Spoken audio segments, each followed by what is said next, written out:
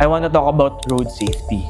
Bakit sa palagay mo, dumadami yung accident natin dito sa Pilipinas? I think as Filipinos, mahilig tayo maghanap ng loophole sa mga bagay-bagay. Ini-exploit kasi ng mga ibang abusadong mga motorists yung pagiging pasensyoso natin. Palaging ang nire-reach natin, equality. But you have to know the difference between equality and equity. From viral videos to impactful public discussions, engineer JB Suarez became one of the most recognized road safety content creators in the Philippines, best known for leading the anti-Kamoti advocacy online. His content blends education, commentary, and real-life road situations that resonate with millions of Filipinos daily. Today, he continues to use his platform to inspire discipline, responsibility, and positive change both online and on the road. Around 80% of the accident ang related kasi is motor. Ano sasabihin sa'yo? Boss, sorry Kamot sa di makate, di ba? Kung wala kang dashcam, kasalanan mo pa parati. Kaya nga, nagiging meme ngayon na pagka iuusapan natin blind spots, hindi na pala sapat yung left and right, kailangan mo na din tumingin sa taas. Paano mo gagawin naman yun? Ang Pilipino, love na love yung what we call compromise. Yan. Na kompromiso lagi. Kapag naririnig or naaalala ng Pilipino, yung wag mo ipilit yung karapatan, it goes with a lot of perspectives. Are we not looking at our laws intricately enough? Are we not looking at the other possibilities? Are we only looking for loopholes when it's favorable to us? Wag muna dun tayo sa malungkot na part. Di ba, madisgrasya ka lang, mabagok ka, pumutok yung mukha mo. Can you really tell when that happens? You can't So kung ako lang tatanungin, as hassle as it may be, kung ang tanong natin dito, gusto mo ba maging ligtas o hindi?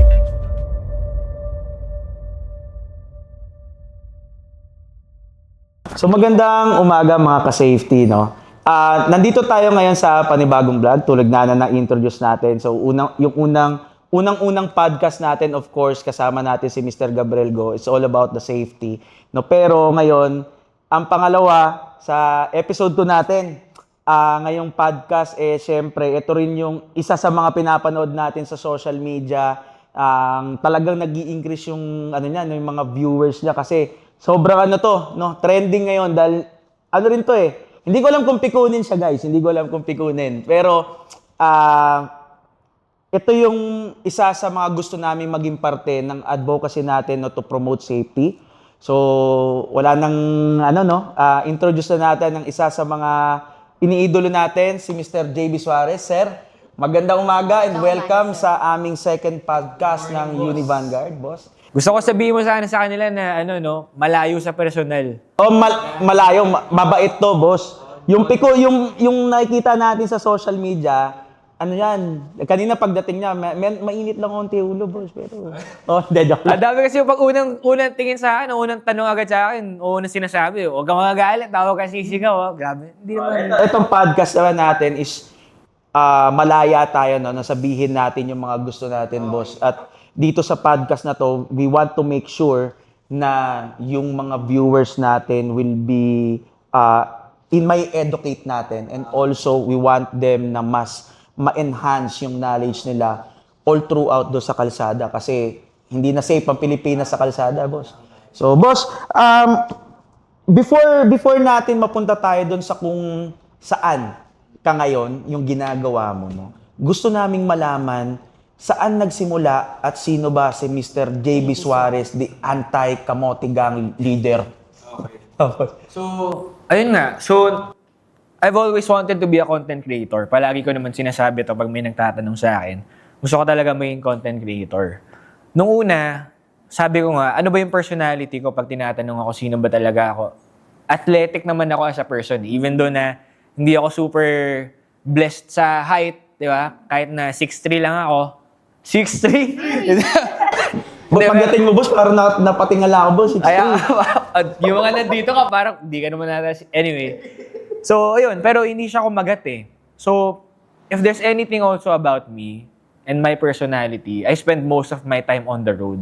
Actually, I've been driving for almost 10 years. Almost 10 years na ako nagda-drive. So, nung simula pa lang nung mag-18 ako, nung nalaman ko na pwede na ako mag-aral mag-drive, yun yung unang-unang hiniling ko sa tatay ko.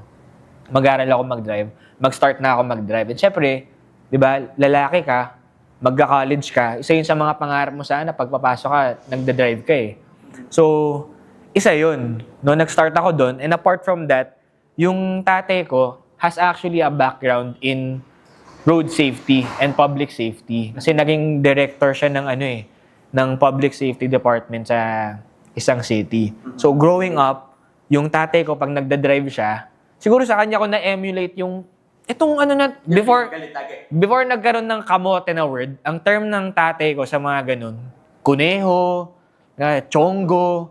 Chonggo yung natural, pero kuneho din pala. Itong kuneho na to, itong chonggo na to, ganito ngayon. Sana di ka na ganito ngayon. Ganun siya. Pero, paglabas niya ng sasakyan niya, iba siya. Respeto siya, di ba? Parang mabait yung pakikitungo niya. So, eventually, going back to so ito yun yung backstory about me, no? Yung naging background sa akin. Siguro, part of it, upbringing na din sa akin. Yun yung mga na-absorb ko. Tapos, nung nag-start ako mag-content na, ayun, hindi ko naman full intention talaga na sinabi ko na pag mag-start ako mag-content, I want to talk about road safety. Initially, ang gusto ko lang talaga sana i-share with, my viewers or kung sino man manonood sa akin per se, gusto ko lang talaga yung mga pet peeves ko. Yes. Driving pet peeves ko since, di ba, kung nasa kalsada ka, kasi actually, hindi ko siya kino-confine sa pagdadrive lang. Kasi pedestrian din ako. So, I wanna talk about, syempre, mga pet peeve ko na ayaw magpatawid, yung hindi tumitingin.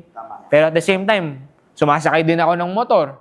So, nararamdaman ko din, pag iniipit kami ng bus, iniipit ka ng truck, iniipit ka ng... Sobrang gets ko yun. So, lahat yun, gusto ko sanang passive-aggressively lang na i-share online.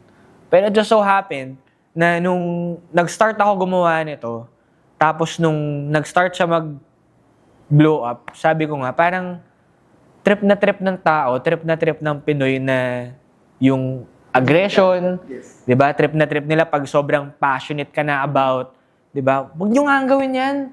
Kasi imagine mo, pare, if ang naging approach ko towards road safety and yung mga niraran ko was, Cons, huwag naman ganyan. Diba? Huwag naman sanang ganyan. Respeto naman. Yes. Pare, galing akong all-boys school eh. Mm-hmm. Pag may nagano sa amin ng, guys, respeto naman, tinatawanan namin yun eh. Iba yung dating, diba? Pero iba, di ba? Pag sinabi mong, palo ko kaya sa yung stoplight na yan, para matawa ka. Iba yung dating eh.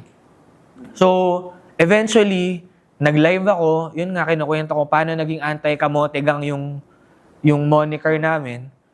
Sabi nung mga, dapat maggawa ka ng driving school. JB Suarez Driving School. Sabi ko, ayoko siya maging JB Suarez Driving School kasi if I want to create something, ayoko na i-correlate directly with my name. Kasi gusto ko, pag gumawa ako ng branding, masasabi ni Connie proudly na part ako nito. Mm-hmm. Kung ako si Connie, hindi ko sabihin na I'm happy to be part of the JB Suarez Driving School. Parang wala kang identity dun eh. So sabi ko, tanggalin niyo yung pangalan ko. So may nagsuggest doon sa live, sabi niya, gawin na lang natin Kamote University. Sabi ko, hindi eh. Walang suntok eh. Gusto ko may suntok. Sabi ko, tsaka wag kamote. Kasi galit nga tayo sa kamote. Dapat tayo, anti-kamote.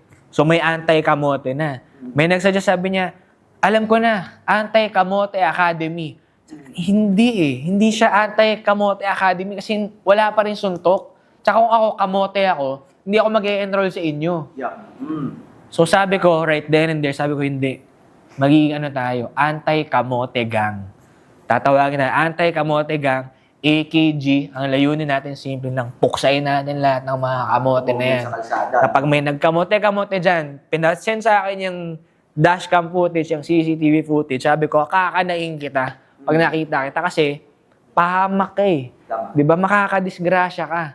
And who knows, di ba, boss, pag na-disgrasya, ang dami ng involved dyan. It doesn't even have to involve fatality. Yeah. It doesn't even have to involve injury. Yes. Diba? Even damage to property. Exactly. Ang sama na agad niyan. So, tayo, I doubt anyone in this room or anyone sa atin dito tatlo, nag-aalat ba kayo ng personal budget nyo out of your monthly income for in case madisgrasya ka? It's very rare for a person na tinatabi ko to in case ma-aksidente ako.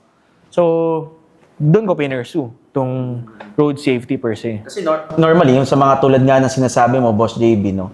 Ngayon, kapag nakaka-aksidente yung, for example, motor, no? Yan na madalas eh. Tulad nga ng sinabi mo, no? And also the data natin is around 80% of the accident ang related kasi is motor. Halimbawa, sila makatama. Ano sasabihin sa'yo? Boss, sorry Kamot sa di Makati, di ba? Parang kamot sa di Makati. Makati, kamot na lang, di ba? Kung wala kang dashcam, kasalanan mo pa parati. Oh, di ba? So yun nga, tulad nga ng pinagkikwentuhan natin kanina, naka-experience din yung kliyente namin, di ba? Walang helmet, siya mismo yung sumalpok, ang nadali yung client namin, siya yung nahirapan eventually.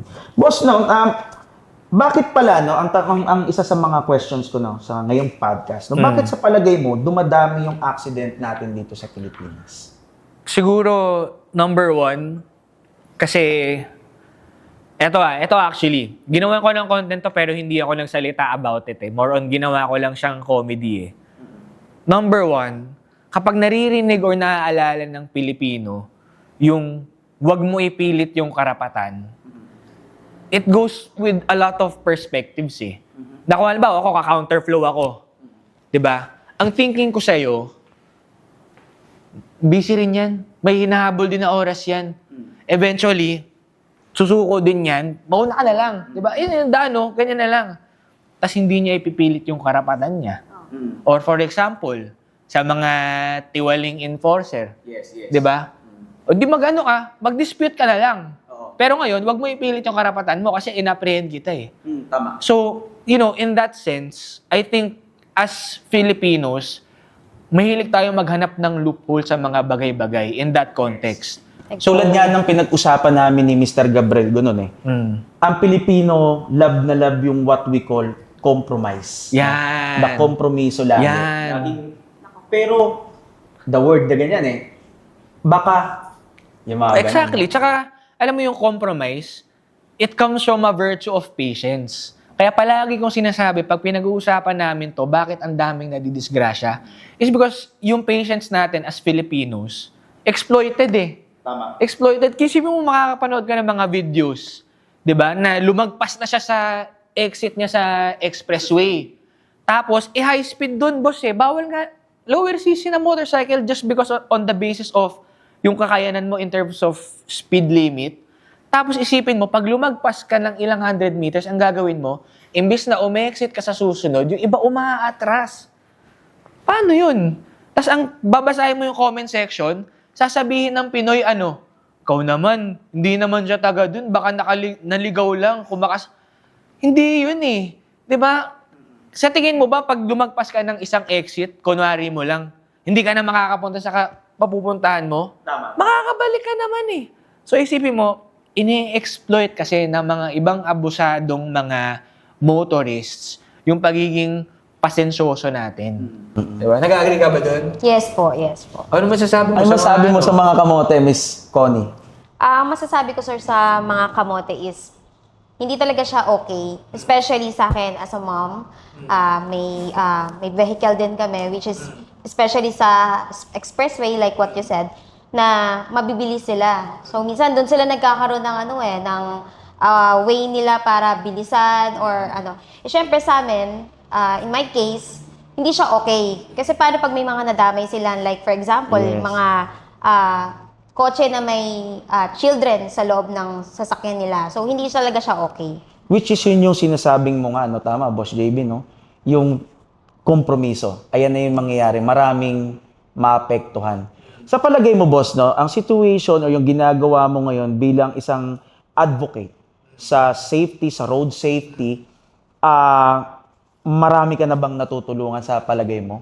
Oo, boss. I mean, hindi ko siya sa tingin ko lang eh. Mm-mm. Kasi I have actual people reaching out to me ko. Sinasabi nila sa akin na although yung iba kasi, boss, hindi ko na nare-replyan eh.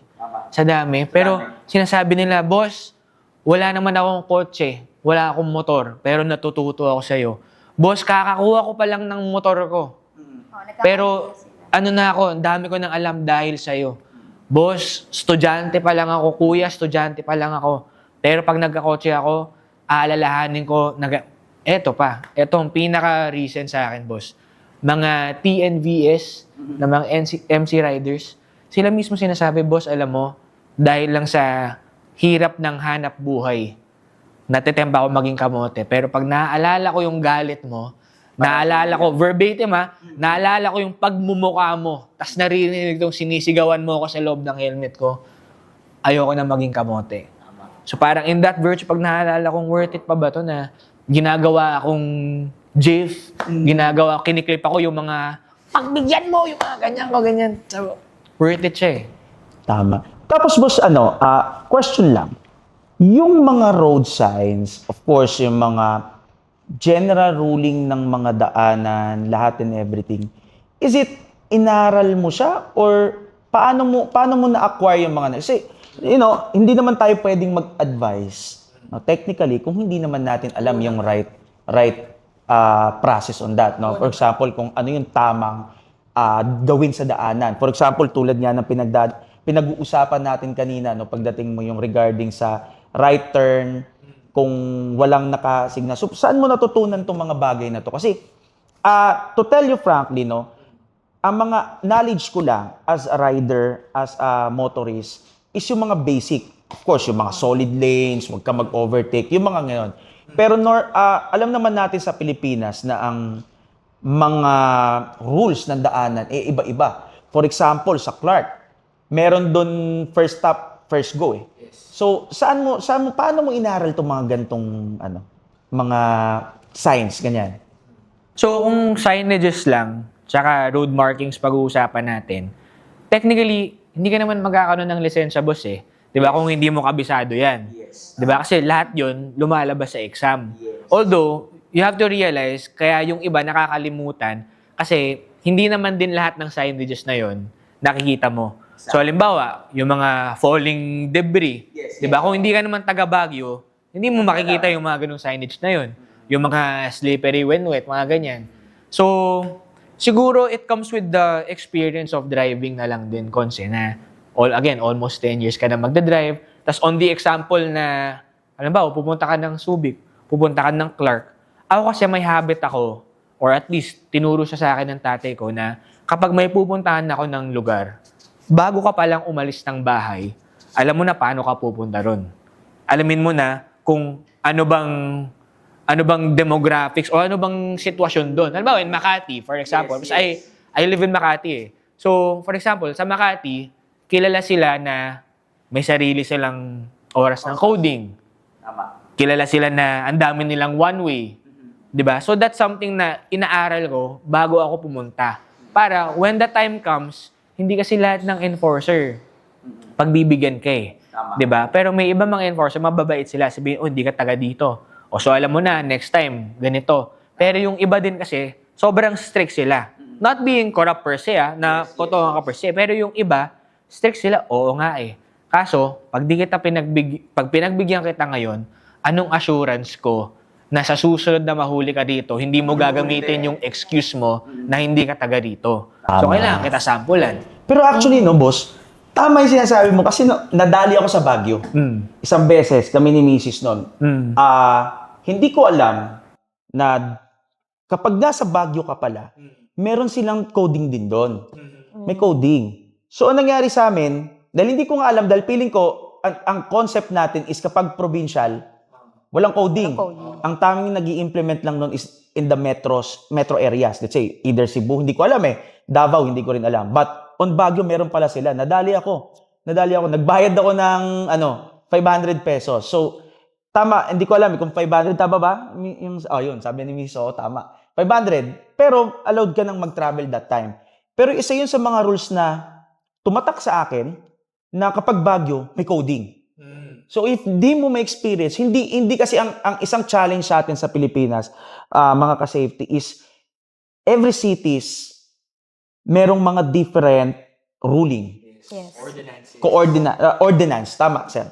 Ang pinaka-challenge din is hindi masyadong is it reveal o na tamang term, Sir JB, or hindi siya centralized, no, ruling. Kaya kapag pumunta tayo sa isang lugar na hindi natin alam, nagkakaproblema. Take note, tinan mo, yung mga driver na nasa galing probinsya. Pag dinala mo dito, sa damakmak ang madalas silang may violation. Kasi sa daanan sa probinsya, sobrang bibilis doon, guys. Sa Bataan nga lang eh. yung isang straight sa sa Balanga, ang bibilis ng mga daan doon. Ngayon, yung mga sasakyan pala, no? Pero pag pumunta dito, yung pala na sila dito, violation na, nagkakanda-kanda violation na.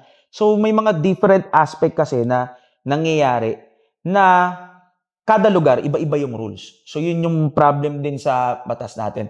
Sir, anong nakita mong loophole, no? Hindi, bigyan mo lang ako regarding sa batas lang, no? Na nakita, no? As a perspective lang natin. As perspective lang na regular Filipinos, ha?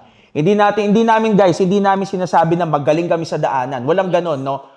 Ang advantage lang ng inaaral at nag-aaral is nagkakaroon kami ng awareness. No, tatanungin natin si Sir JB, no? Ano yung nakikita mong isa sa mga loophole ng batas ng Pilipinas? Bakit up to until now hindi pa rin educated ang mga Filipinos to be aware on the safety guidelines sa daanan? Or bakit marami pa rin kamote? Kaya tayo galit sa kamote, mga Napapamura tuloy si Boss JB sa inyo. Oh. Hindi, may vlog akong nakaraan eh. Oo. Marilaki, sinasabi ko sa inyo, guys. Hindi tama yan kasi nakakaasar, boss. Di ba? Pero ngayon, kasama ko si Boss JB. Sige, magpatulan tayo. Boss, bakit ano? Sige, balikan natin. Balikan natin yung tanong muna. No? Bakit, boss, ganun? Marami pa rin nakokompromi. O bakit, ano pa rin? Ano yung loophole na nakikita mo? I think more than the loophole, yun nga yun eh. Yung, pag sinabi mo kasing compromise, it's rooted in patience. Yes. Kaya pagka nagkakaroon ng banggaan, anong unang tanong ng enforcer? Miss Cons, alam mo? Sinong may kasalanan? Maliban doon, mag-aareglo ba kayo? O mag-aareglo kayo? Ganun. Tapos mag-enforce Oo, muna siya tama. ulit. Nagkasundo ba kayo? O magtatawag tayo ng polis? Di ba? Kasi we're only rooting it on the basis na magpasensyahan tayo. Yes. Kasi magkasundo na lang tayo so that hindi natin magamit kunwari insurance, huwag na tayo mag-blateran, ganito, ganyan, whatever. Pangalawa, siguro napupunta kasi tayo sa aspect ng pagiging kind natin, pagiging patient natin as Filipinos na kung sino yung mas disadvantaged, palaging ang nire-reach natin, kumbaga, equality. But you have to know the difference between equality and equity. 'Di ba? Hindi porket na kumbaga disadvantage ka porket kunwari ang nasagi mo motor. Ganyan. Ganun palagi kasi yung story eh. O so para hindi tayo narrative ng two-wheeler versus four-wheeler. Kung naipit ng bus ngayon yung truck dahil pumina siya sa kanan, sa turning radius ng bus, naipit siya. Tas God forbid kunwari namatay. Oh. Ang tendency, nakukulong yung bus driver eh. Nakukulong yung truck. Bakit? 'Di ba? Kasi, guys, doon kumukuha ng lakas ng loob yung mga ibang tao. 'Di ba? Na kung ano pa naman mangyari, kung ako yung mas vulnerable, ang isip nila, I will never be at fault. Yes. 'Di ba? And it shows. It shows in the news, in social media, whatever. 'Di ba? For example, I always hate to use this as an example. Kasi, again, there was a life involved. Pero can you imagine this scenario? Nung may nahulog from the MRT station, tas nagulungan siya ng driver. Alam mo yun, Miss Cons? Nabalita mo yun? Merong nahulog sa EDSA from the MRT station, nahulog siya. Nagulungan siya ng driver. No? Nagulungan siya ng driver. Biruin mo ang kinasuhan ng pulis, yung driver. Kasi siya yung nakasagasa. Pero sabi ko, nung nag-unfold ngayon sa mga press con, bakit nyo kinakasuhan yung driver? Ang dahilan ng police, para mag-start yung investigation, kailangan may kasuhan kami. That would make sense. Pero ang tanong ko, was the driver the main culprit kung bakit nahulog siya doon? Kasi kung nahulog, kaya nga nagiging beam ngayon na pagka iuusapan natin blind spots, hindi na pala sapat yung left and right, kailangan mo na din tumingin sa taas. Paano mo gagawin naman yun? 'Di ba? Nagiging katatawanan siya, 'di ba? Kaya nga, Sa lahat. nagmumukha tayong Exactly. mga timang-timang eh. Kasi I don't know if are we not looking at our laws intricately enough? Are we not looking at the other possibilities? Are we only looking for loopholes when it's favorable to us? 'Di ba? Maraming angle, pero I feel like it all boils down to our leniency, kumbaga, yung maling paggamit ng law enforcement, ganyan, yung abuse of power, maraming factors involved. Sir, may question ako. Diba, syempre sa atin, as ikaw, inaano mo, in-encourage mo ng mga anti-kamote gang. Kasi minsan, sa mga kalye, hindi highway, di ba minsan karamihan, yung mga motorista, pag alam nilang malapit lang, hindi sila nag-helmet. So, ano masasabi mo sa mga ganun, sir? Alam nyo, naiintindihan ko yan eh. Kasi for a time, Malapit lang daw kasi, sir, eh. oo, So, wag na Pero mag-helmet. di ako yan, ha? naririnig ko yung mga ganyan eh. Kasi sa subdivision namin from before, sinisira sila. Kasi yung ibang subdivision, gusto nila naka-helmet din, gusto i-penalize ng mga homeowners yung mga hindi naka-helmet. Yes. Diba? Pero alam nyo, yung accidents and incidents, by the way, safety officer to din ako bago ako maging engineer. So there's a difference between incidents and accidents, Accidents. diba? And when you're working with insurance, for example, you also talk about incidents and accidents. Accidents, yeah. So, ang gusto mo, 0 incidents, 0 accidents, that's safety for you basically in a nutshell. Yung usapan natin na pag malapit lang hindi ako mag-helmet, you really can't tell eh kung anong pwede mangyari sa'yo. 'Di ba? I think, pag tinatanong din ako, it goes hand in hand with the question na, Boss James, pag matagal ka na magdadrive, nagiging kamote ka pa rin ba? The answer is, yes. And what's the reason for that? Because ang tendency, when you've been so used to driving, let alone driving the same vehicle for an X number of years, you become so complacent. So pagsamahin mo yun ng yung vehicle na yun, araw-araw mo ginagamit for the last 10 years, and you've been driving in the same area for the last 10 years as well, you build that complacency na hindi ako maaaksidente dito. 'Di ba? Kasi alam ko eh, ganitong oras, ganitong araw, walang dumadaan dito, meron. Paano kung meron?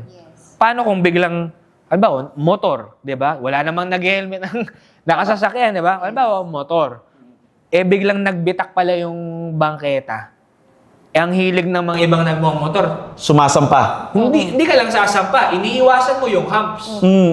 Natalisod ka. Yung maliliit na espasyo, ano? Natalisod ka. Sumalpok ngayon yung ulo mo sa bangketa. O sabihin mo nang kahit na wag muna doon tayo sa malungkot na part. Di ba, madisgrasya ka lang, mabagok ka, pumutok yung mukha mo. Can you really tell when that happens? You can't eh. So kung ako lang tatanungin, as hassle as it may be, kung ang tanong natin dito, gusto mo ba maging ligtas o hindi? Ganun lang siya kasimple. Yun lang yun. So kung ako, regardless of kung gaano yung kalapit, regardless if kung gaano ka kapamilyar sa lugar na pinagmamanihuhan mo, don't compromise safety. Kasi you'd rather, pag nadisgrasya ka, anong sasabihin mo, anong isipin mo? Sana pala, ginawa ko na. Sana ganun. Pag nangyayari siya na normally, kapag dumating na tayo sa point na nangyari na. Exactly. Lagi tayong may sana. Sana. Yes. No, sana. Tama na. Diba kasi ano lang yan eh. Kumbaga ang accidents, mga what ifs talaga siya if you think about it. Mga what if mangyari, what if ganito, what if ganyan. Tapos kung nangyari siya, tapos hindi mo na-prevent yun, even though when you had that option. So for example, in the cases of helmets, in the cases of insurances, di ba? Hindi mo naman sabihin na, hindi ako papabaya. Sabihin mo na, hindi mo na siguro papabayaan ni Lord na ma-aksidente, mabuti naman akong tao. Pamilya naman ako. So ba't ako mag-helmet? Ba't ako kukuha ng insurance? Di ba? Hindi naman paano pag nangyari? It's one of those things na you're gonna wish na sana pala ginawa ko. Kasi pag nangyari siya, iba yung ginhawa. Di ba? Iba yung sigh of relief na kapag sumemplang ka, doon sa may palengke, kunwari, o doon sa may tindahan, sumemplang ka, iba yung buntong hininga ng sigh of relief na, buti na lang pala, naka-helmet ako. Hindi ako naka-helmet, nagulungan pa ako nung Actually, may isa kaming kliyente na ganyan, Sir JB, na ano siya, motor. Isipin mo, ang sinasabi ng mga kliyente natin sa Vanguard, motor lang yan eh. Bakit ko papa-insurance? So may compromise. Exactly. Bakit ko papa-insurance? So ang nangyari sa kanya, ito pinag-uusapan natin actually experience, isa sa mga experience ng mga customer natin eh. Ang nangyari sa kanya, may helmet siya, kompleto and everything. Malapit lang sa kanila, pero yung wasak ng motor niya, Grabe. As in, halos total loss na yung evaluation ng insurance. Doon nga pumapasok yung sinabi mo na hindi na siya nagsana. Buti na lang. Naka-helmet ako, tapos insured yung ano ko. Exactly. So, yun nga, no, it's all about preparedness, I think. Yes. No? Yes. And being, tawag dito, yung mas ano ka, yung alam mo yung obligasyon mo Yes. bilang isang motorista. Yes. No, isa sa mga, ano natin, no, na naging part ng itong pinag-uusapan natin, gusto kong malaman o itanong sa'yo, sir, okay lang ba yung sa bata? Kasi madalas ang nakikita natin yung mga, di ba, yung mga parents, ang nangyayari is, Ihahatid nila sa school. Ihahatid nila sa school, sasakay yung bata dito sa unahan. Although may helmet, at may helmet yung tatay, pero ano ba, allowed ba siya na gawin or allowed ba siya na maging Isakay yung bata. sa Yes, mga isakay yung ganong bata. Vehicle. Siyempre, hindi. Di ba? There's a height requirement to that. I'm not sure if even there's an age requirement for that. Even yung sa mga kotse, kung sinong pwede mong isakay dun sa passenger seat. And take note, kotse na to hindi ka kasing vulnerable ng motor, pero hindi ka pa rin pwede magsakay ng bata sa harapan. So let alone motor. So kahit sabihin mong bigyan mo ng helmet yan, the question still stands Anong mas importante sa'yo? 'Di ba? Yung risk na maaksidente yung baby mo, yung batang kasama mo, or yung sugal mo na ihatid ko lang naman kasi sa school Pero alam niyo, sa sobrang delikado mag-drive dito sa Pilipinas, even in school zones, the other day gumawa ako ng content, yung truck Ang sabi nung driver ng truck, ba't bigla-bigla kayong tumatawid? Sabi ko, basta hindi sila bigla-biglang tumatawid. Mukhang school zone yan Ang daming naka-uniform, tas may pedestrian lane. Di ba, ikaw as driver, alam mong responsibilidad mo yun na huminto ka ron, mag-slow down ka ron So knowing that, di ba, bakit mo ipuput at risk yung anak mo? And in the context of, pwede ba nilang gawin yun? Yung nasa harap yung bata, iniipit nila sa gitna. Di ba? Bakit ba nagkakaroon ng ganun? Kasi ang sabihin nila, ang common naging reason ng Pinoy, walang mapag-iwanan, di ba? Or wala naman kaming ibang sasakyan, ganito, ganyan. Pero, may tricycle May jeep di ba? Mayroon tayong tinatawag na public transport Yes. na pwede nilang gawin. Actually, isa yan sa mga nabasa ko at itinanong ko rin kay previous na natin kay Sir Gab. Bakit ganon, no? Ang laging sagot ng mga Pilipino, ito lang yung mobility namin. Ito lang yung meron Ito lang yung meron kami. Anong pinaka-ideal mo doon? O kumbaga, suggestion mo na. Kasi, tulad nga sinasabi ko, ang mga Pinoy, makukulit Matitigas yung mga ulo ng mga lintik na yan Lalo yung mga alam naman nilang at risk. Anong pinaka-best advice mo doon kapag gano'n? Bawa yung anak nila iniipit sa gitna, yung anak nila nasa unahan. Ano yung pinaka-suggestion natin? No? As ikaw, as anti-kamote gang, no? Na pinopromote natin yung safety. Suggestion lang. No? Ito yung pinaka-suggestion mo. Anong may bibigay mo sa kanila? Okay. Bago ko sagutin yun, boss, gusto kong maunawaan ng mga ka-safety natin, sa mga manonood nito, na una sa lahat, naiintindihan naman natin na public transport here in the Philippines, it's not the best. Which is why, maraming may kotse, maraming may motor, di ba? Because we understand na yung public transport system natin, it's not at the best shape. Diba, ang haba ng pila sa MRT, sa LRT, laging sira yung stasyon, biglang tumitirik yung tren, ganyan, yung mga jeep, nasan yung mga jeep, yung mga taxi driver. I understand. I completely understand that I completely understand, really. Pero, pagkaligtasan yung pinag-uusapan natin, dapat, simple lang din ang tanong, simple lang din ang sagot. Yes. Gusto mo bang makarating ng ligtas, ng tama, o hindi? Diba? How you get there, how long you will get there, shouldn't be the point of discussion. Diba? Kasi kaya lang naman natin ginagawa yan kasi maliliit na yung anak ko sa school Ganito, ganyan Diba? Pero if you think about it, diba? Halimbawa, kung nasa probinsya naman, diba? Ilagay natin in the context of probinsya. Kasi doon, bukod sa nag-aangkas na ng bata doon, hindi pa nag-helmet yun. Diba? Kasi malapit lang naman yung school, ganito, ganyan. But if you think about it, if you really think about it, pag nadisgrasya kayo sa probinsya, hindi kayo naka-helmet parehas ng anak mo, how will that sound to the insurance if you have insurance? Yes. How will that sound to the police blotter if Actually, there was a direct police insurance blotter? Wala eh. Because in the first place, the moment na sumakay ka ng motor mo, nang hindi ka nag-helmet, tas inangkas mo pa sa harap mo yung anak mo, then it's a decision that you have made. It's actually parang pinirmahan mo yung kontrata na babiyahe ako dito na I'm putting at myself at risk. So, with that being said, tinatanggal mo agad yung sarili mo from a safeguarded position. 'Di ba? So, kung ako lang tatanungin mo, 'di ba? Kung sabihin mo, wala, ito lang talaga mode of transportation namin. Kailangan talaga namin puntahan 'to. Wala kaming mapag-iwanan ng anak ko. Boss, kung ang panggasolina mo 300, ang presyo din ng commute, mga nasa 300. Ano lang pinagkaiba nun? Mas matagal lang talaga eh. Mas nakakapagod. Pero ano bang mas okay sa'yo? Mapagod o madisgrasya? Yes, totoo yan, sir. May question din naman ako, sir. Katulad din yan, yung dahil usapang malapit lang. Siyempre ako kasi nakaka-encounter ako sa mga highway. Yung mga may tamang U-turn eh. May tamang daan for U-turn. Eh kaso Okay. minsan, dahil walang gutter dito or walang harang sa banda dito sa way Left side. nila, ang ginagawa nila, sir, doon sila nag-U-turn. So anong masasabi mo yung mga possible risk? Alam naman nating hindi talaga siya pwede or dapat hindi siya ginagawa kasi meron nga tayong tamang way para hindi siya mag-cause ng traffic. Kaya ganun kalayo yung mismong Parang motor. ini-ignore nila yung mga basic sign and Yes. basic ruling ng daanan. Yes, anong masasabi mo dun, sir?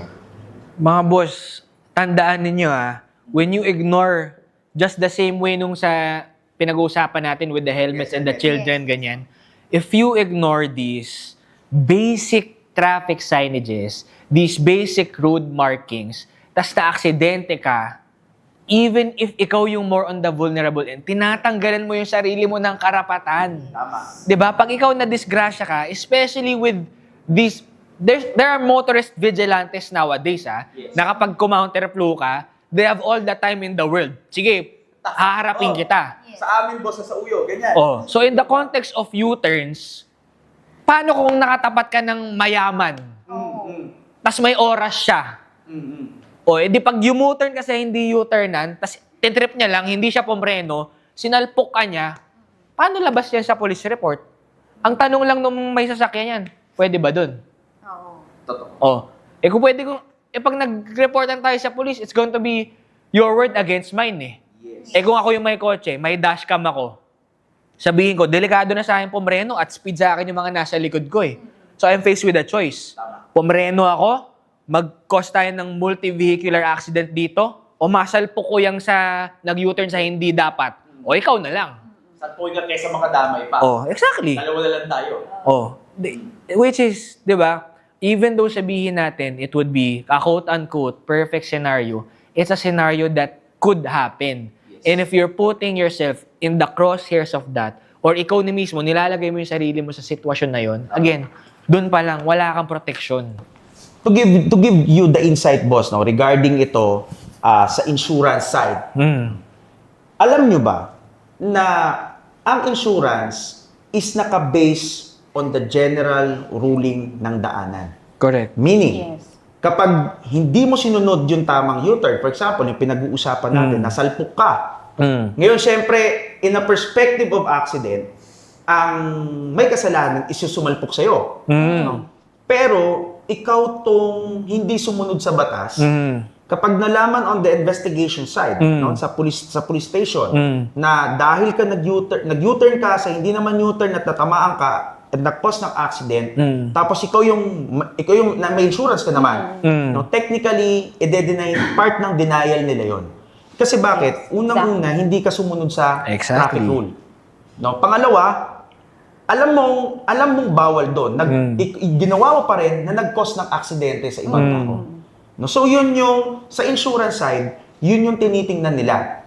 Kasi akala ng mga Pilipino, no, kapag may insurance, lahat kaya nilang gawin. Yes. Mga boss, ang insurance, hindi yan assurance para gawin mo yung mga bagay Exactly. na hindi tama sa daanan. Exactly. Ang insurance is part of the documentation, part ng safety mo para gawin pa rin ang tama ang mga parang gawin ng tama na pagdadrive, gawin mong tama yung Discipline. yung disiplina mo sa daanan. Yes. Yun ang insurance. Kumbaga tinuturuan pa rin Yes. tayo na gawin yung proper way, Yes. no, to at least create a very safety environment. Correct. Ganun pa rin siya. So, yun boss, no, additional with that, bakit nga importante or bakit madalas natin na nai-ignore yung mga ganun? Oo. Yung safety, bakit yung disiplina, bala na, ganun. Kasi, hindi ko bossing ito hindi ko talaga magets na yung mga Pilipino, bakit, hayaan na natin, wag na tayo, wag na magkaroon ng disiplina, birahin na natin to, kanain na natin. No, bakit ganun ang mga Pinoy? Kasi madali eh. Di ba? Madali maging kamote. Madali maging kamote kesa sumunod.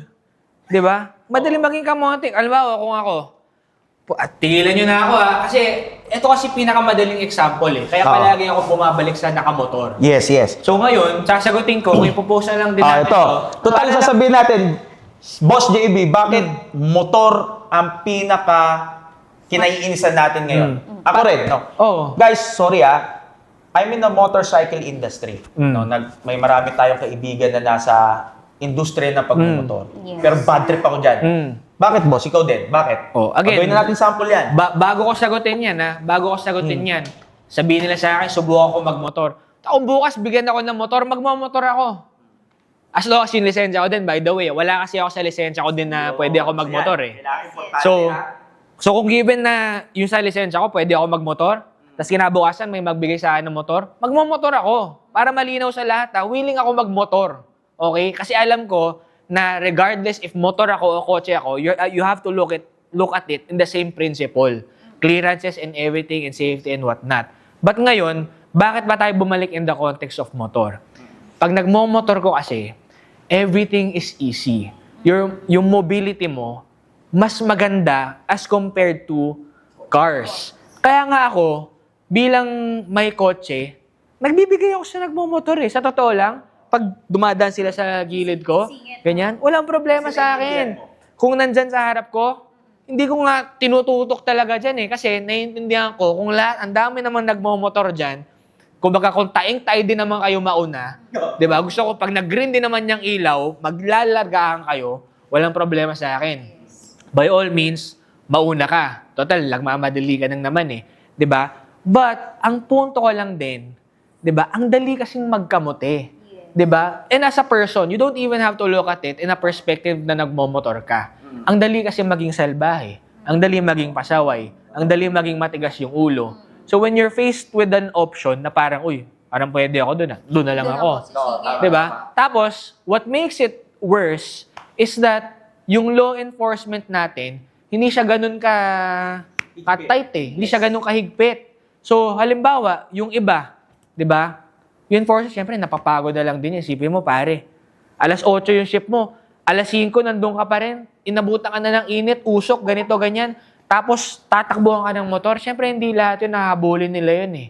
So, kung ako, kunwari, nagmo-motor, yung iba, gagawin na nilang habit yun. Hindi naman ako hahabulin yan eh. Hindi naman ako hahabulin. The same way with mga taxi driver na pasaway. Hindi naman ako hahabulin eh. Jeepney drivers, napasaway. Kasi invoke mo yung mo na, boss, ito na lang boundary ko, ganito, ganyan. But the question is, ang tinatanong ko nga ngayon, gumawa ako ng video about it, tinanong ko yung mga directed at enforcers. Sabi ko, boss, jeepney drivers, tricycle drivers, taxi drivers, iba ba lisensya niyan sa akin? Bukod dun sa professional and non-professional. Ano ba difference ng professional and non-professional? Pag sinabi mong professional, yun kasi yung trabaho mo. Driver ka. Diba? Kasi ang misunderstanding, pag sinabing professional driver, parang, race car driver. Talagang, hindi. Pag sinabi mong professional driver, ang ibig sabihin nun, yun yung trabaho niya. Diba? Professional kasi profession niya yun. So, sino ang may professional license? Truck drivers, bus drivers, taxi drivers, jeepney drivers. Mga public sila, yung mga nasa public. Yes, but in retrospect, boss, non-professional and professional license, they're just basically the same. Yes. 'Di ba? But then again, 'di ba? Babalik tayo sa law enforcement. Bakit ang daming pasaway na ganyan? Kasi hindi mo nahuhulihin eh. Pero again, if you think about it, the law is absolute. The ordinances, they should be absolute. Pag sinabi nitong no loading and unloading, kanino lang applicable yan? Sa mga private? O sa mga ano din? Parehas naman kami magkukos ng traffic dyan eh. Pero ako lang uhulihin. O, sa mga tawiran, o sabihin na naman kasi nila, kinakanaan nyo na naman yung ganito, ganyan. Kayong mga naka-formulan kasi porket naka-aircon, ganito, ganyan. Okay, in the context of ako, pedestrian ako. O, meron ba dito pinanganak sa loob na ng kotse? Meron ba dito pinanganak nakaangkas na sa motor? Wala naman. Wala. So I would assume lahat tayo dito tumatawid. Yes. O, di ba in the context of tumatawid, hindi mo ako pinatawid, yung enforcer nandun, hindi mo tinikitan yun. Kahit na nakalagay dyan sa signage mo, violators will be apprehended. Hindi, abusuhin ka na nun. Ulit-ulitin na yun, there's a lack of law enforcement. And that's the problem with Filipinos. You know what? Mas inclined tayo in following in the virtue of fear kesa respect. Diba? Kaya, panatiko tayo eh. Pag meron tayong leader na ubusin ko yan. Hulihin ko lahat yan. Ganito, ganyan. Kumbaga, Gagalit. ubusin niya! Diba? Obsessed tayo dun eh. Pero if you really think about it, hindi naman natin kailangan ubusin eh. Ang kailangan natin apprehension, ang kailangan natin control. Yes.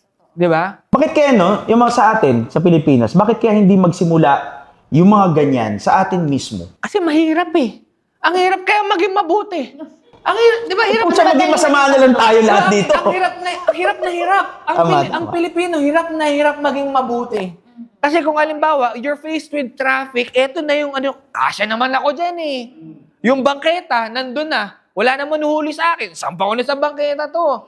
Yun yung madali eh. Uy, may kilala akong driver na ganyan. Sinasampay yung motor dun sa sa bangketa. O, di ba? Sa akin kung motor mo eh. Kasi yun yung madali eh. Yes. Tapos hindi ka pa mahuhuli. So again, it's a cycle. Paulit-ulit siyang ginagawa. When bad habits form, nakita nila na sobrang dali lang siyang gawin, tapos mamatchingan mo ng lack of enforcement, yung strict enforcement, wala na. Tuloy-tuloy na yan. Karambola na talaga. Ikaw, sir, matanong ko lang sa'yo, sir. Sa tingin mo, like for example, ikaw, ini-encourage mo yung iilan or lahat sa Pilipino dahil nga, syempre, inuugali din talaga natin minsan yung pagiging pasaway.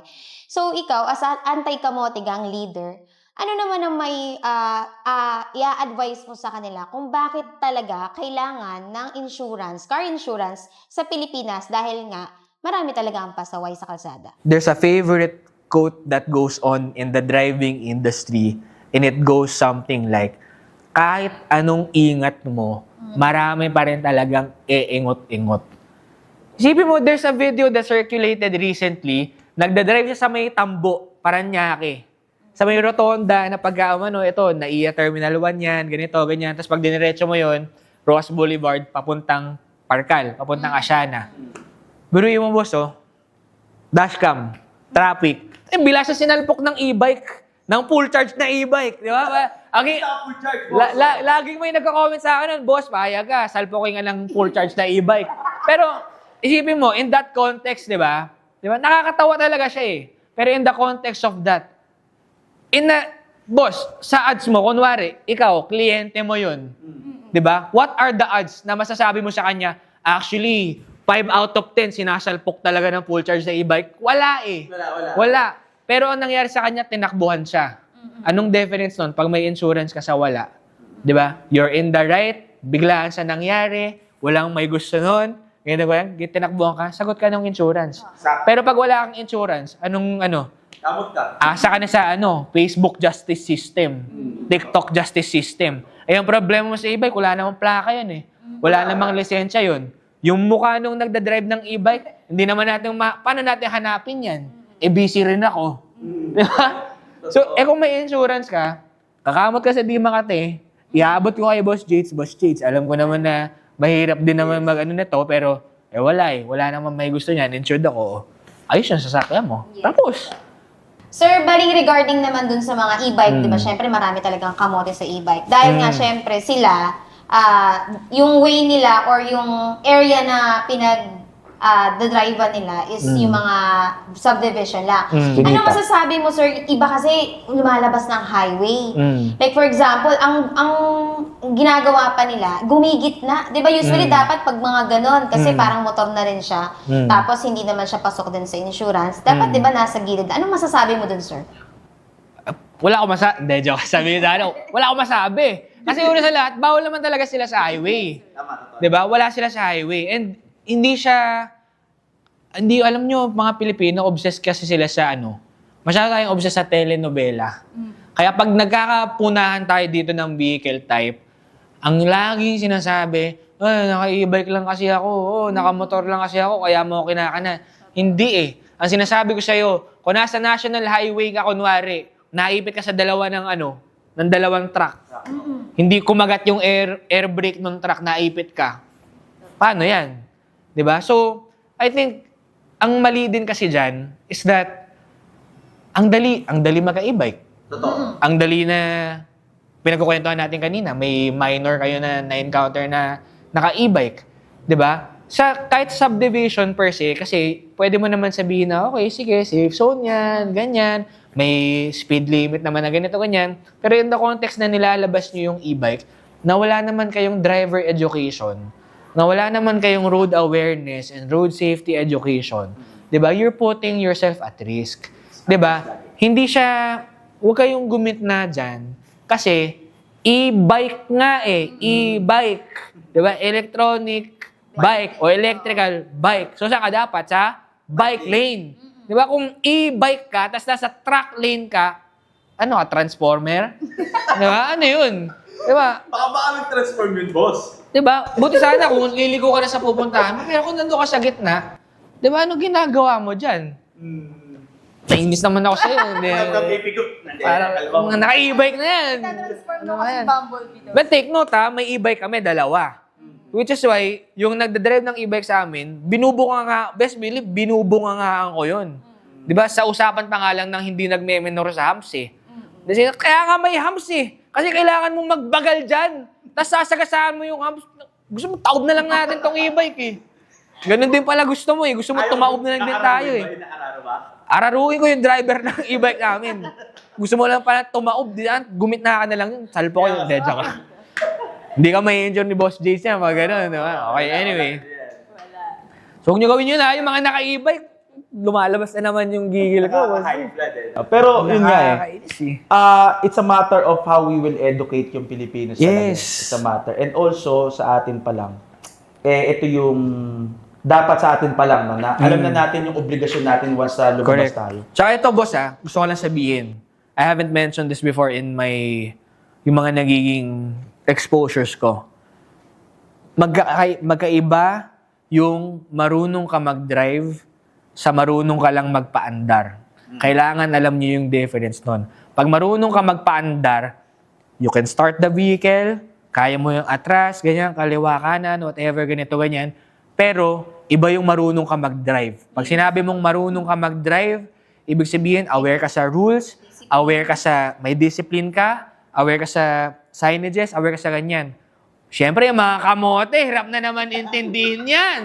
Hirap na naman yan. Engot eh. Engot. So, ile-level natin ngayon. I-explain natin sa mga hindi makaintindi. Pag marunong ka mag-basketball, pag marunong ka mag-dribble, pwede ba bang sabihin marunong ka na mag-basketball? Hindi. Pag marunong ka shumot ng bola, di ba? Initsa mo ganyan, shumot. Sasabihin mo ba marunong ka na mag-basketball? Hindi. Pag halimbawa, si JB Suarez, sinabi ko kay MPBL player, kay PBA player, di ba, na kunin niyo ako sa Rain or Shine, o kunin niyo ako sa PBA, pwede mo bang sabihin na, pasok ako doon? Hindi. Di ba? So in the context of driving, iba yung marunong ka lang magpaandar, marunong ka magmaniobra, kaliwa, kanan, and whatnot, brake, accelerate, okay, fine, marunong ka magpaandar. Pero pag sinabi natin na marunong ka mag-drive, dapat alam mo yung implications of the road rules, laws, and ordinances. Di ba? So anyway, ako naman magtatanong. Kasi, tanong kayo ng tanong sa akin eh. So muna to. Okay. Hindi, tatanong ko kasi ako, medyo curious din ako sa sistema ng insurance. 'Di ba? I think the complexity of insurance per se, medyo ako dun. Curious ako. Kasi why would you want to pay for other people's accidents? 'Di ba? Parang ganun siya yung virtue ng insurance. Tapos kung ako, kukuha ko ng insurance, alam kong komplikado din yung process. And syempre, kung ikaw yung insurer, tama, di ba? Kung ikaw yung insurer, you have to go through all of these things. Ang sakit kaya sa ulo nun. Totoo, sir. Di ba? So, ikaw, boss, kulang ka ba sa sakit ng ulo? O ano? Bakit mo naisip na... Araw-araw Lagi masakit masakit ulo ko, ulo. boss. Araw-araw. Of course, kasi the biggest challenge in the insurance industry right now is not the insurance. It's the knowledge about the insurance.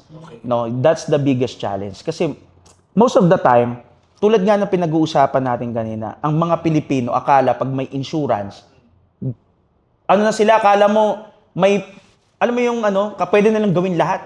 Ganon eh. Dahil nga, ay, insured naman ako. Ay, nakarehistro naman ako. May license naman ako. Parang, ang nangyayari is, kapag meron silang may mga ganon silang aspect of documentations na naka-angkla sa likod nila, feeling nila pwede nang gawin lahat. Na not knowing na kapag lumabag ka pa rin sa batas, automatic meron kang sanction sa insurance, baka hindi ma-approve. Pag nag-cause ka ng aksidente, tas hindi tama yung ginawa mo, tulad nung sa U-turn, tas nagkaroon ng banggaan, may sanction pa rin. So yun yung biggest challenge ng insurance industry right now. Yes. That's why, sabi ko nga, ang goal ng Univanguard is not to sell, but to educate first the Filipinos. That's the very first thing. That's why we invited you here. Yes. Di ba? To Na maging share. part ng aming advocacy because we want to share the right way as a Filipino, as a driver, para lahat yung community natin safety. Kasi pag hindi educated, malaking problema eh. Malaking problema. Ang nangyayari, para lang kaming naglagay ng something na papel sa kanila na authority to use at gamitin ito para sa kahit anong gusto nilang gawin. Now, which is, by the way, mali. Di ba? So, yun yung biggest and most of yung pinakamalaking challenges talaga namin on how we will educate them. For example, sa motorcycle industry, I keep telling all of the motorcycle people to study, kung paano magmaneho. Through what? There's a lot of coaches sa motorcycle industry. I have a coach, si Dashi Watanabe, Archie Alibong, and Mel Aquino. Those are the coaches na nagtuturo about the motorcycles, riding safety. Wala nag-i-enroll. Bakit? Marami nag-i-enroll. Siyempre, of course, yung may pera. May pera. Yung paano yung wala. Dumating sa point na, even si MMDA, nag-create na ng educational safety motoring na program wherein pwede ka mag-enroll ng libre. Libre. Oh. Pero bakit ayaw pa din ng mga Pilipino? Yun yung biggest question namin lagi, Siguro ikaw din, boss, as a safety advocate, 'di ba? Question mo yun, bakit lagi ganun Wala, bakit ganun, 'di ba? Si Vanguard is more on educating right now. Kasi very challenging na magbenta-benta lang. Correct. 'Di ba? Alam mo naman alam naman natin sa lahat ng aspeto, most of the time pag profit ang pinag-uusapan, yun ang priority. No, right now, the biggest priority namin is number 1 is to educate first. Okay. Kasi alam mo ba na may ginagawa kami dito sa Vanguard na seminar na madalas ng buong kliyente namin once in a month. So, pinapa-attend namin sila through Zoom meeting para i-discuss yung insurance. Correct. Doon lang nila nalalaman na, ganito Ganito pala. pala. Dapat pala. Ganito. So yun, doon namin nakikita na, kaya ako kinreate si Vanguard, isa sa mga naging namin yan, advocacy. Kasi hindi talaga tayo educated. Even ako naman, sir, nung nag-i-start, hindi ko naman sinasabi na pagka ko magaling na ako sa daanan. Dati rin naman ako kamote, boss Nung natuto na ako at naging educated na ako on the proper way of driving, yun yung mga Alam mo na. teka lang. Actually, boss, can I just say, I just want to say two things. I hate that insurances have to exist. Yes. You get that? Yes. We hate that we need that system in place. That we have the virtue of road insurance per se. Health kasi, di mo masasabi with health eh. Diba? Kasi it's genetics, whatever, ganyan. Pero when it comes to vehicular insurance, you really hate for it to exist. Kasi marami naman systems dapat in places, di ba? Pero at the same time, I have to give it to you guys na, di ba, you're an insurance company that promotes road safety, pinag-uusapan natin ganito, in such a way na, kung isipin mo kung lahat ng pinag-uusapan natin ngayon dito at pag-uusapan nyo sa mga future podcast nyo, maging learned o matuto yung mga tao, you're basically creating a society na hindi kailangan ng insurance eh. So isipin mo parang you're doing this effort na pwedeng magtanggal sa inyo, but at the same time, ang galing lang nung idea na Actually, yun nga yung sinasabi ko, no? We all know that insurance is a business. We all know that it's a business. But for me, if we are creating a community that is a safer community, and kung hindi kailanganin ng insurance, and I would love to do that. I would love to give up si Uni Vanguard just to make sure that the education of safety sa mga Filipinos is nandun. Kasi bakit? We do not need. Pero yun nga, sabi ko nga, it's a business. Wherein even the richest countries, di ba, they using insurance as part of their economical, So, maraming aspect, boss. Pero if that will be the case, di ba, yung safe na, liliit yung percentage na kumukuha ng insurance, I would love to do that. Sige, it's about time for us to give up yung Vanguard. Kasi safe na eh. Mas madali eh. Pero as a businessman, boss, you have to be happy na sa Pilipinas ka. A lot of Oo. people need insurance. Kailangan. Masaya ako. Kasi kailangan yung negosyo ko priority, primary. Actually, isa yan sa pinag-uusapan and gusto ko maging advocate ng ang LTO with that or the LTFR or whatever the government na nagmamandate ng safety. Yes. Na dapat required, not CTPL only, no? Kasi ang pag-registration CTPL lang tayo eh. I would love to require the insurance also, the comprehensive in every vehicle. Yes. Ganun ang mangyayari. Pero ginagawa kasi yon to the point na makikita natin that the community is not safe. Kaya ang daming nag-insurance. Correct. Mali kasi, ginagamit nila na instead of protection, yung insurance, ginagawa nilang pang on the offense yung Insured naman ako eh. So, okay lang. Kahit Nagiging additional, kumbaga sa bala ng barila, pambala ko to. Naka-insured ako, gagawin ko lahat. Correct. Lisensyado ko, gagawin ko lahat. Correct. May registro yung kotse ko, gagawin ko lahat. Wala naman CCTV dito, gagawin ko lahat. So, laging may ganun. So, nagiging additional na siya. Kaya ini-educate natin yung mga Filipinos out there. Yes. Regarding naman, sir, di ba, sir, marami kayo na-encounter ng kamote. Usually kasi dito sa Pilipinas, kadalasang mga kamote talaga, totoo naman talaga yan, is yung mga motorista na bata. Diba, usually, sir, yan yung mga nakamotor, walang helmet, nakamotor, nakahubad, mga ganun, sir.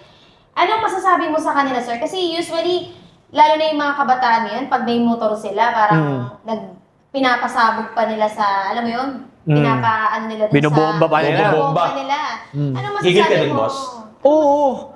Isa sa mga viral, Ginagawa nilang porme. yung ko kinana ko yung mga naka-open muffler.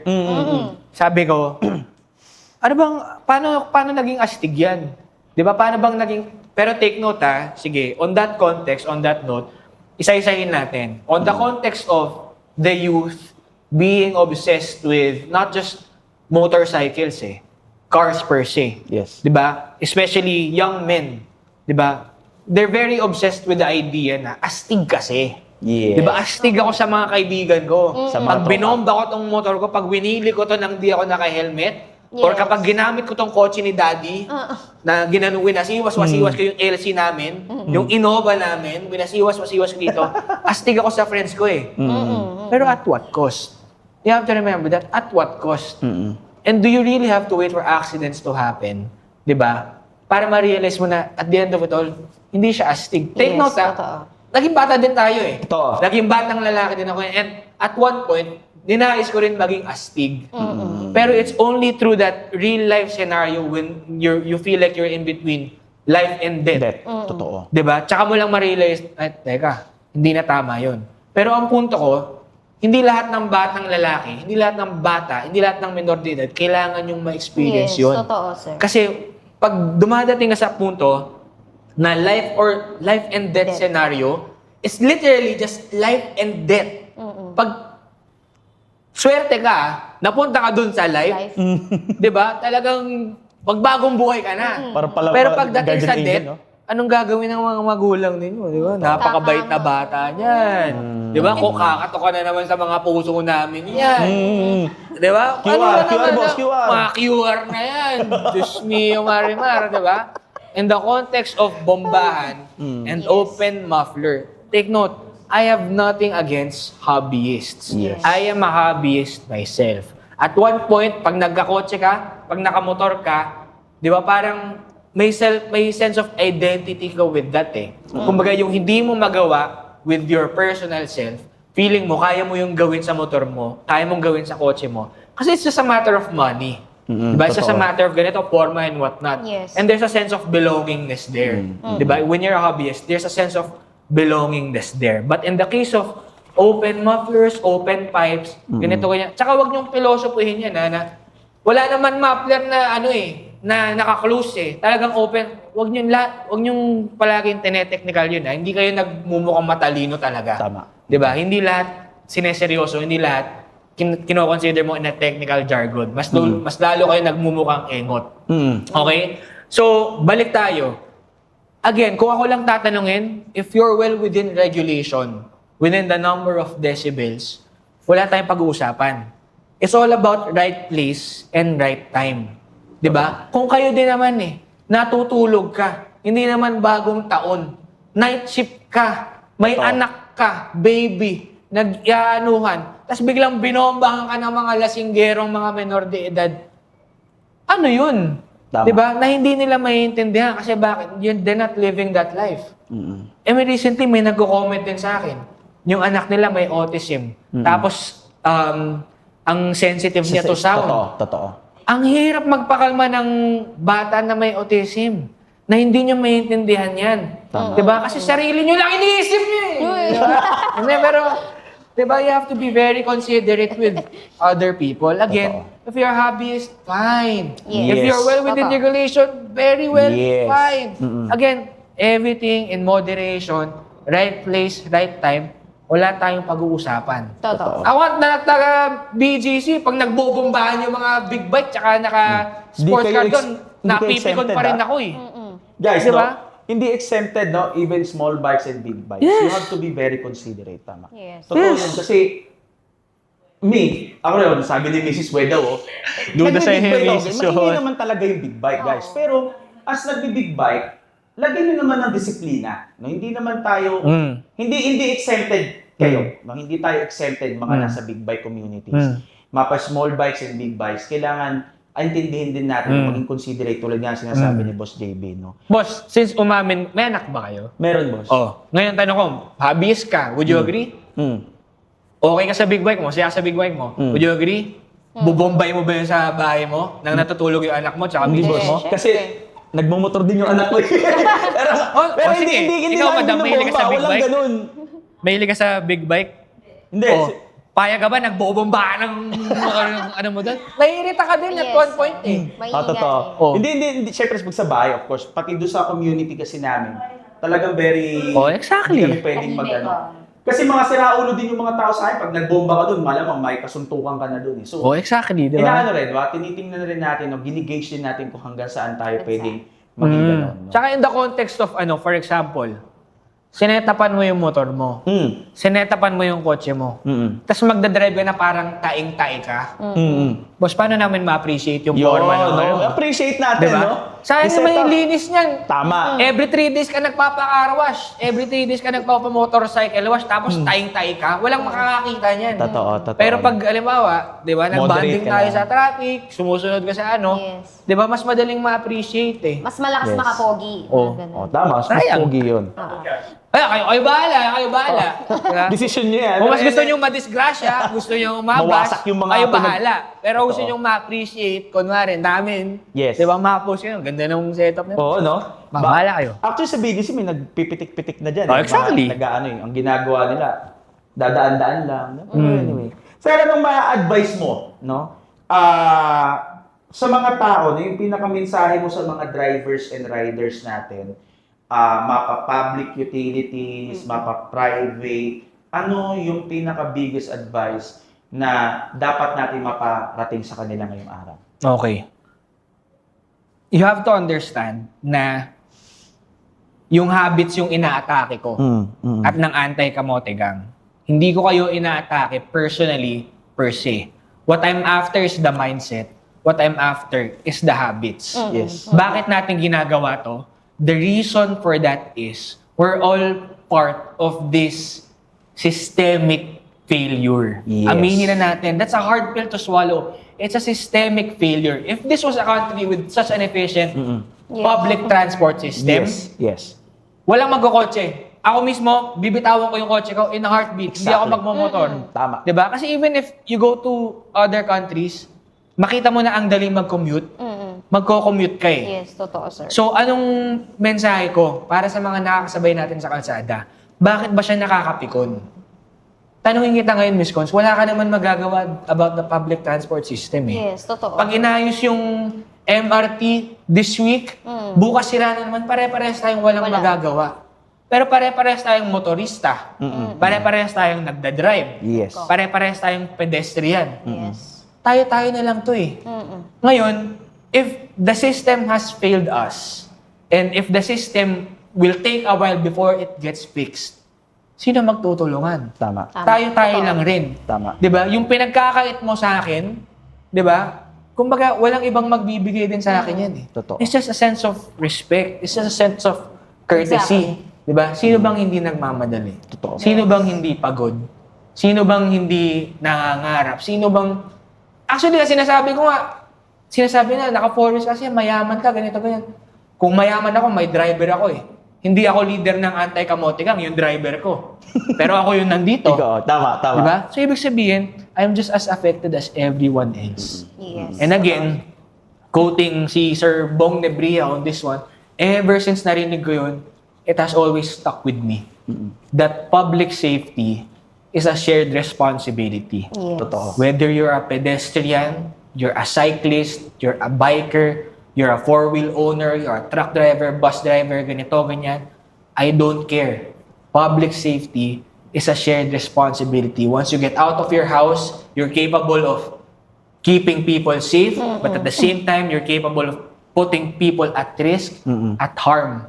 Yes. So kung tayo-tayo na lang din magtutulungan, tapos papahamak mo pa ako, bakit hindi ako magagalit? Yes. Totoo. Totoo. Bakit hindi kita kakanain? Tama. 'Di ba? And which is why the anti-kamote gang, kinakananga natin. All forms Pinupuksa. of kamotes. Yes. Hindi lang motor, hindi lang kotse, pati bus, truck, lahat. Kung Totoo. kamote ka, Kamote kamote ka. ka. Ang hindi nag-iingat, nag-eengot. Tama. At ang nag-eengot, bossing, tinutugis ko. Tugisin na yan. Actually, no, maganda yung sinabi mo, boss, yung quote ni Sir Bong de Brea, same with Gabgo. Sabi nga niya, safety is a lifestyle. Sinabi niya sa last podcast natin. Doon kami doon ako na no, bakit hindi gawin nating lifestyle? No, which is, by the way, ito yung last na itatanong ko sa'yo, no, before tayo mag-end. Ano yung pinaka-biggest advice mo naman sa mga drivers before humawak sila or bago humawak ng manibela? Kumbaga, pag ginawakan mo yung manibela, there is something obligation kasi tayo Yes. na dapat gampanan. Yes. Ano yung pwede mong may advice sa kanila? Pagkasakay mo sa sasakyan mo, pagkasakay mo sa motor mo, you have to be decided na whether someone is watching or not, choose to do the right thing. Yes. No? On the premise of marunong ka na mag-drive, pagkasakay mo, choose to do the right thing even if no one is watching. If you're a student driver, if you're learning to drive, choose to do the right thing even if nobody is watching. Because that becomes habitual. Yes. That becomes a lifestyle. Yes. If you practice the signal lights, even sa loob ng subdivision ninyo, eventually, hindi mo namamalayan kung saan ng muscle memory, pumipiti ka na ng signal light nang hindi mo namamalayan. Exactly. So you're setting up these safety measures for you and for the people around you. Tama. Piliin mong maging mabuti, not because you're being righteous, not because white knight ka, in Gen Z Tama. terms. Yun ang sinasabi nila ngayon, dami mga white knight, fake good guy, ganito, ganyan. It's not being a fake good guy. It's me being courteous and, di ba, kailangan mo ibigay sa mga tao yung basic sense of human respect kasi. Na kahit hindi kita kilala, di ba, di tatampalin dyan bigla-bigla kasi may basic sense of human respect ako eh. Yes, yes. So, isipin mo, by the time you hold that steering wheel, di ba? Isipin mo, have other people in mind. We all have families. We all have jobs. Some people have children. Some people, they're living alone. They've been living alone for the longest time. They've been independent. Hindi mo alam ang story lahat ng tao. Yes. So, in that same virtue, mag-ingat ka. Yes. Kasi, you might, hindi mo alam. Baka mamaya, hindi pala insured yung Yes. babangga mo.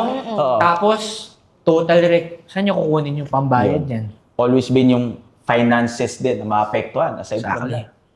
Okay, sir.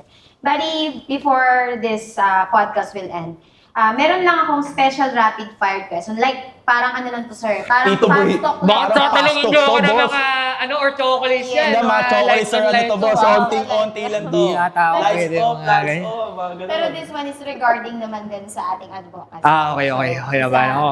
Kahit ano lang to, sir, konting sagot lang to. For Sir JD, tatanungin ko rin si Sir JD for apat Okay. na question lang to. sir. Okay. Manual or automatic? Automatic. Most annoying driver habit? Yung hindi paggamit ng signal light or maling paggamit. Yes. Biggest misconception about anti-kamote gang? Motorista lang, mga nagmomotor lang kinakana namin. One piece of advice naman sa ating mga riders. Do the right thing even if nobody is watching. Do the right thing kahit na sobrang hirap niya. Because doing the right thing will lead to your safety, will allow you to go home to your son, to your daughter, tatawagin kanyang papa, you can get to kiss your wife, you can get to kiss your mom, you get to live to see another day, you get to work some more. Do the right thing. Thank you, sir. For you naman, Sir JD, most important insurance benefit? Finances. Masisave yung finance yun. Okay. Most common client mistake naman? Pag may insurance, safe na lagi. One thing every driver should know?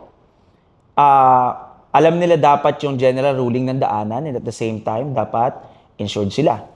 Okay, the last. Best safety habit naman before driving? Of course, tulad nga na pinag-usapan natin kanina, dapat yung lahat ng pupuntahan mo before ka pumunta doon, dapat alam mo na yung rules. Kasi from that, masusundan mo na yung tamang process.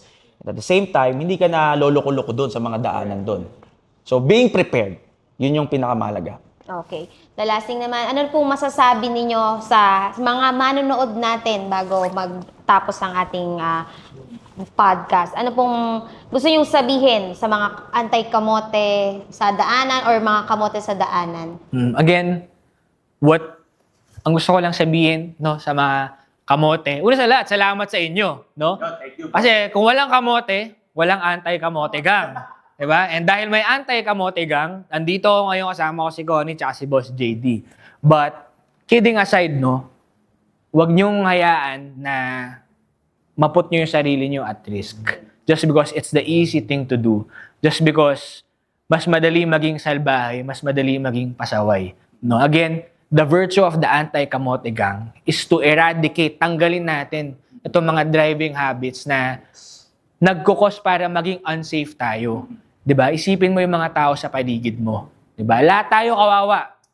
We have to admit, lahat tayo in a sense may pinagdadaanan tayo ganun. So, don't be the one to put people at risk. And again and again, ang anti-kamote gang, hindi lang siya directed towards two-wheelers. Kahit nga hexagon yung gulong mo, kakadaing kita eh. Kahit nga 33 yung gulong mo, If hindi ka nagpatawid, if ikaw ang nag-cause ng major vehicular accident, tutugisin kita, boss. Kakanain kita. Kasi nakakainis ka eh. Relax po. Hindi. Pero no, good thing about no before to end kasi si Boss JB is an advocate, no. We love yung mga tao na nag-promote ng safety kasi ito na tayo ngayon, no. We have to admit that the road sa Pilipinas is not the safest road na dinadaanan natin ngayon. Maraming makokompromiso. Tulad nga, na-extra ako kasi may anak ako eh. Paano kung sa aming mangyari, di ba? Huwag naman sana. So, yun yung lagi nating intindihin. Connie? Again, maraming salamat sa sumama sa amin sa podcast nito. Very interesting. At syempre, of course, marami ang makaka-relate at makakatulong sa mga question ninyo sa ating mga netizen. Again, kasama natin si Sir JB Suarez, ang ating anti-kamote gang, at ang ating CEO na si Sir JB Hulve, CEO ng ating Uni-Vanguard Insurance Agency. Again, ito ang Road Safety Podcast na pwedeng makaligtas sa buhay mo.